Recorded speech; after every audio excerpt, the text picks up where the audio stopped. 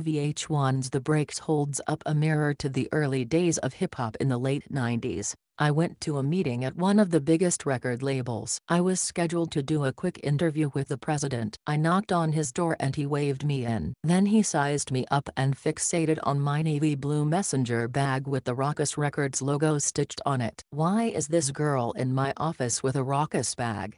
the executive screamed. Now, Raucous Records was a tiny upstart, repping underground artists like Mostef and Talib Kweli. Why did this guy care about my Raucous bag? I was startled to say the least. Employees were hustling to find me a bag with the company's logo. They never found one. I kept my bag. He eventually simmered down and I just slid my bag out of his sight. It's those memories that make VH1's The Break such an awesome trip for me and so many others who either worked in the hip-hop industry or grew up in the era, or, like me, both. The original film aired last year and a new series based on that film begins Monday night. The Breaks is an instant add to my DVR and it makes me think about all the awesome content out there right now. Blackish, Luke Cage, Atlanta, Insecure, The Get Down, Power, Empire. In the past few years, the authenticity and sheer volume of Black life showcased on television has been astounding. I cry a little every time I check my DVR and see how behind I am in watching the plethora of shows I love. It's actually a little overwhelming for me. I grew up in a time period where Jet magazine's last page listed all of the places where you could see Black people on television that week. My dad would actually check it and tell my sister and me what we could watch. Gary Coleman on Different Strokes. Bill Cosby on The Cosby Show. It's hard to believe now, but a mini-sized magazine was big enough to let you know where you could find people who looked like you on television. So last year,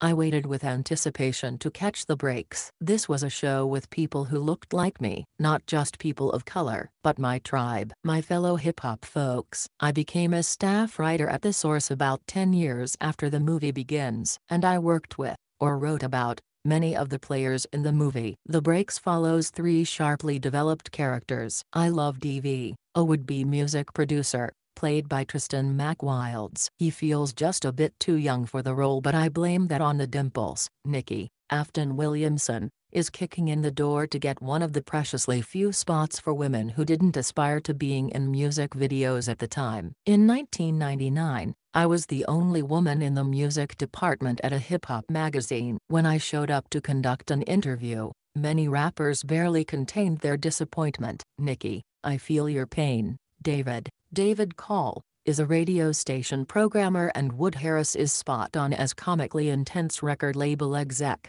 Barry Forey. Yeah, his kind really did exist. See above story. I checked in with show creator and executive producer Dan Charnas on my dilemma of having almost too much awesomeness to keep up with. Full disclosure, while we've never met in person, Dan and I have many mutual friends and I consider him a comrade. Are there too many good shows featuring people of color?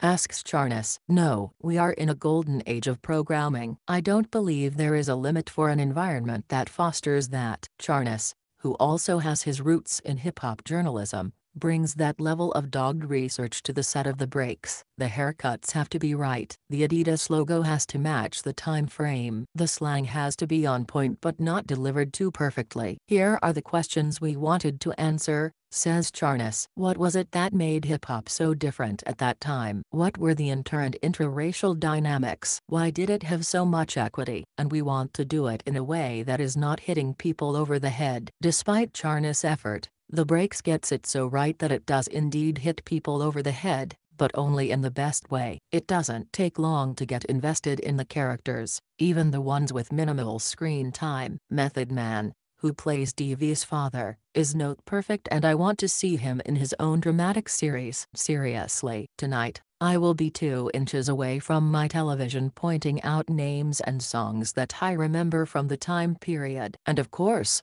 I will also scrunch my nose and text my fellow old-school friends when the dialogue or the fashion is even slightly off. A show like this can never be all things to all people. It's impossible. My DVR is already set, but I plan to watch this one in real time. In keeping with the early 90s theme, I'll actually tune in at the appointed hour, the way I would have back then, long before I had a device chock full of everything I could ever want to watch. I still have my Raucous bag, too. I'll keep it close by,